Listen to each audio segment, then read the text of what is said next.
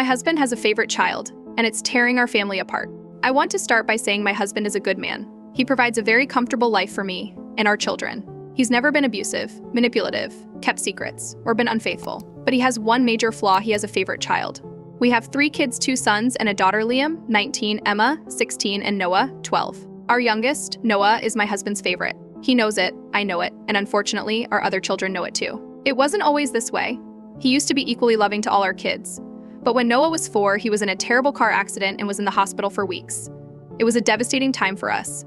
Throughout his recovery, Noah would always ask for his dad. That experience created a bond that has never faded. Since then, my husband has spoiled Noah endlessly, to the point where it has damaged his relationship with Liam and Emma. As the older kids grew, they became painfully aware of how their father clearly favored Noah, and it broke their hearts. Over the years, I've talked to my husband countless times, urging him to remember that we have 3 children, not just 1. He would always agree and try to spend more time with Liam and Emma, but it never lasted. Eventually, he would go back to giving Noah all his attention. Today, things reached a breaking point. Emma had a dance recital at school, where she was set to perform in front of everyone. Today, things reached a breaking point. Emma had a dance recital at school, where she was set to perform in front of everyone. She had been practicing for weeks, staying up late rehearsing her routine, and she was so excited to finally showcase her talent. Liam and I were ready to go, proud to support her big moment. I told my husband weeks ago about the event, and he promised he'd be there.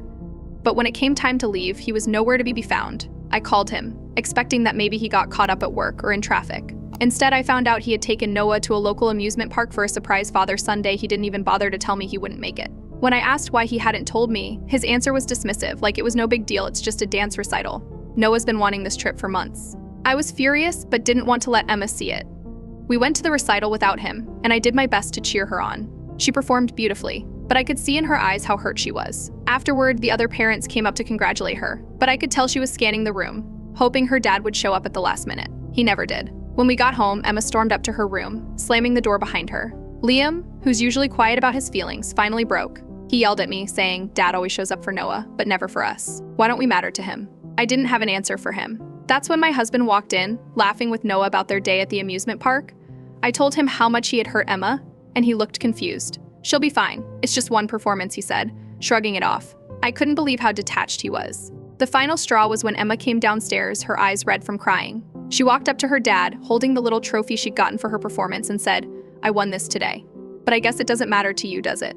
She threw the trophy on the floor, and the sound of it breaking echoed through the house. My husband was speechless, but instead of apologizing, he turned to me and said, "You're blowing this out of proportion." No one needed me today. At that moment, I realized just how deep the divide had become. Anyways, do you think my husband is in the right for prioritizing one child, or is he being unfair to the others? Should I have done more to confront him earlier? Who do you think is on the right side here? Comment down below what you think, and don't forget to like the video and subscribe.